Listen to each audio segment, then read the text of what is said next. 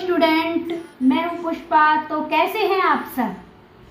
तो पिछले वीडियो में हम पढ़ रहे थे हड़प्पा सभ्यता के बारे में, चैप्टर 4 का क्लास 6 की हिस्ट्री की एनसीईआरटी बुक से। तो हम पढ़ रहे थे हड़प्पा सभ्यता के बारे में, हड़प्पा सभ्यता की कहानी। तो हम वही पढ़ रहे थे। चलिए आज आगे पढ़ते हैं। अब इस मैप को देखिए, मानचित्र को देखिए। अब इसमें हम देखते हैं कि हड़प्पा कहाँ है। तो देखिए, हड़प्पा रावी नदी के किनारे है। इसके खोज करता है दयाराम साहनी एवं माधोश्वरी। अब हम देखते हैं मोहनजोदड़ो। मोहनजोदड़ो नहीं, ये देखिए हड़प्पा जो है रावी नदी के किनारे है ना। तो इसके वर्तमान स्थिति क्या है इसकी? वर्तमान में ये अभी है पाकिस्तान का मोंटगोमरी जिला। और दयाराम साहनी ने इसकी खोज कब की थी? 1921 में, 1921 में। अब चलिए चलते हैं मोहनजोदड़ो। मोहनजोदड़ो किस नदी के किनारे है? सिंधु नदी के किनारे। और इसके खोजकर्ता कौन हुए? रखालदास बनर्जी।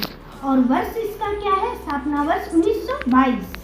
और ये अभी पाकिस्तान का सिंध प्रांत का लड़काना जिला है। अब यहाँ देखिए स्क्रीन पर चांदूदड़ो। चांदूदड़ो सिंधु नदी के किनारे है। और इसके खोजकर्ता हो गए गोपाल मजूमदार। और इसका स्थापना वर्ष हो गया, ये खोजकर्ता थे गोपाल मजूमदार। और ये वर्ष हुई थी इसकी खोज 1931 में।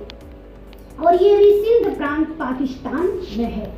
अब चलते हैं लोथल। लोथल भोगवा नदी के किनारे है। और इसके खोजकर्ता हो गए रंगनाथ राव। वर्ष इसका 1955 एवं 1962। और ये अभी गुजरात का अहमदाबाद जिला में है। तो अभी हम ये देखते हैं, नेक्स्ट है कालीबंगा। तो कालीबंगा किस नदी के किनारे है? याद रखिएगा, ये घग्गर नदी के किनारे है। और इसके खोजकर्ता हो गए बीवी लाल एवं बीके अय्यर। और इसकी खोज कब हुई थी? 1953 में। और ये अभी कहाँ है कालीबंगा? राजस्थान का हनुमानगढ़ जिला में इसकी खोज हुई थी। तो ये मैप में हम समझ गए कि ये मोहनजोदड़ो किस नदी के किनारे है। तो हम नेक्स्ट में चलते हैं। अब नेक्स्ट में हम आ गए हैं नगर और नई सिंह। यहाँ अनूठी शिल्पकारी के बारे में हम जानते हैं हड़प्पा सभ्यता की। तो अनूठी शिल्पकारी क्या थी? हड़प्पा संस्कृति खुदाई से अनेक चीज़ें प्राप्त हुई है। क्या क्या प्राप्त हुई है? अधिकतर चीज़ें पत्थर, शंख और तांबे, कांसे, सोने और चांदी जैसे धातुओं से बनाई गई थी। पुरातात्विदों जो चीज़ें वहाँ मिली है पुरातात्विदों को, उनमें अधिकतर क्या चीज़ का था? पत्थर, शंख, तांबे, कांसे, सोने और चांदी जैसी धातुओं से बनाई गई थी। तांबे कांसे से औजार, तांबे और कांसे से औजार, हथियार, गहने और बर्तन बनाए जाते थे। सोने और चांदी से गहने और बर्तन बनाए जाते थे। यहाँ मिली सबसे आकर्षक वस्तुओं में मनके बाट और फलक। अब देखिए पत्थर के बाट को देखो, कितने ध्यान से उपयुक्त तरीके से इन बाटों को बनाया गया है। इन्हें चट पत्थर से बनाया गया था। कौन से पत्थर से? चट पत्थर से। इन्हें शायद बहुमूल्य पत्थर और धातुओं को तोलने के लिए बनाया होगा। मध्य में बाएं मनके इनमें से कई कार्निलियल पत्थरों से बनाए गए थे। पत्थरों को काट और तराश कर मनके बनाए गए।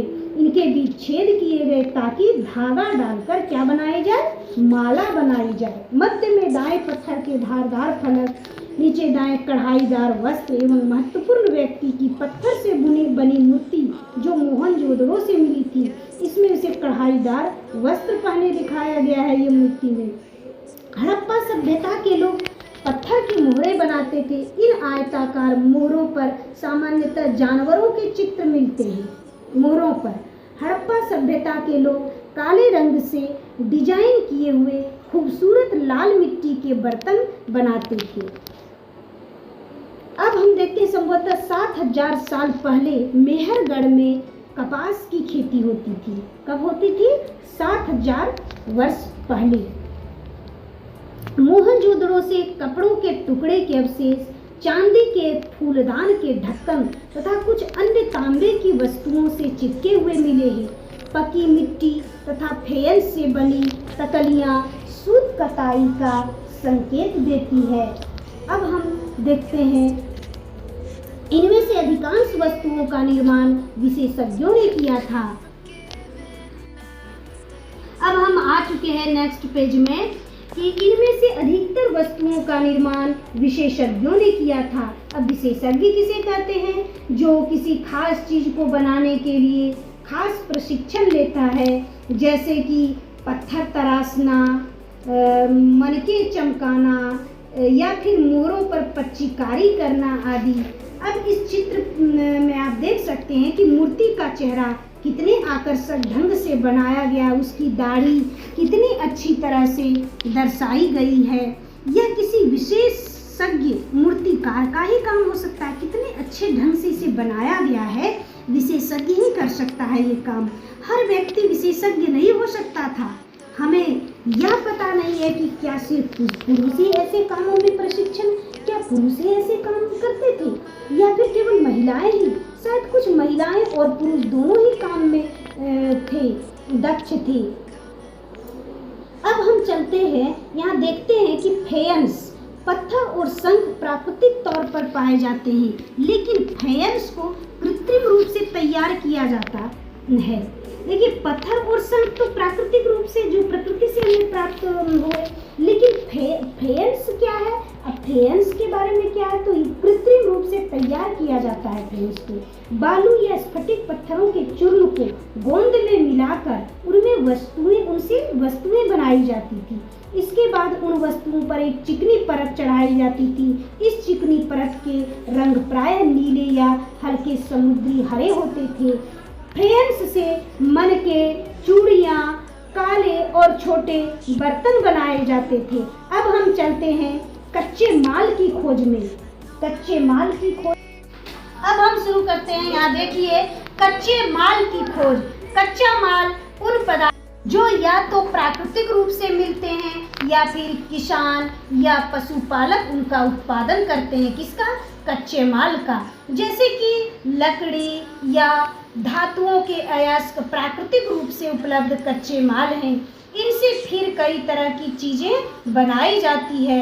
मिसाल के तौर पर किसानों द्वारा पैदा किए गए कपास को कच्चा माल कहते हैं, जिससे बाद में उस कच्चा माल से बाद में कताई बुनाई करके कपड़ा तैयार किया जाता है। कपड़ा में हड़प्पा में लोगों को कई चीज़ें मिलती थी, लेकिन तांबा, लोहा, सोना, चांदी और बहुमूल्य तेज जैसे पदार्थों का वे दूर दूर से आयात करते थे, यानी लाते थे। अब हम चलते हैं नेक्स्ट पेज में कि हड़प्पा के लोग तांबे का आयात संभवतः आज के राजस्थान से करते थे। कहाँ?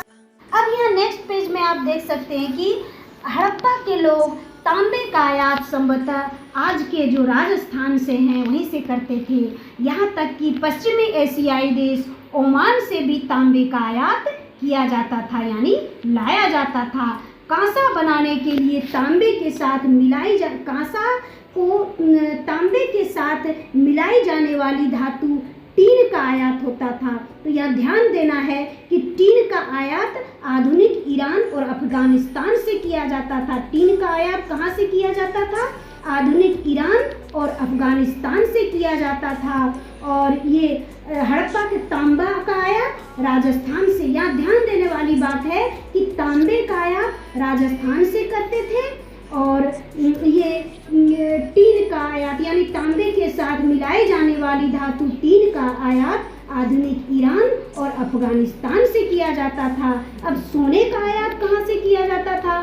सोने का आयात आधुनिक कर्नाटक, जो आधुनिक कर्नाटक है, और बहुमूल्य पत्थर का आयात गुजरात, ईरान और अफगानिस्तान से किया जाता था। पत्थर का आयात कहाँ से किया जाता था? बहुमूल्य पत्थर था वो, ऐसा पत्थर नहीं, मूल्यवान पत्थर जिससे बनाए जाते थे अच्छे अच्छे डिजाइन। तो बहुमूल्य पत्थर का आयात गुजरात, ईरान और अफगानिस्तान से किया जाता था। चीज़ों को एक जगह से, अब वो लोग चीज़ों को एक जगह से दूसरी जगह कैसे ले जाया जाता था। अब यहाँ देखते हैं कि हड़प्पा के लोग यातायात के लिए किन साधनों का प्रयोग करते थे। अब हम चलते हैं कि नगरों में रहने वालों के लिए भोजन। लोग नगरों के अलावा गांव में भी रहते थे, वे अनाज उगाते थे और जानवर पालते थे। किसान और चरवाहे ही शहरों में रहने वाले शासकों, लेखकों और दस्तकारों को खाने के सामान देते थे। पौधों के अवशेषों से पता चलता है कि हड़प्पा के लोग गेहूं, जौ, दालें, मटर, धान, तिल और सरसों उगाते थे। क्या उगाते थे? गेहूं, जौ, दालें, मटर, धान, तिल और सरसों उगाते थे। बस आज की वीडियो में इतना ही।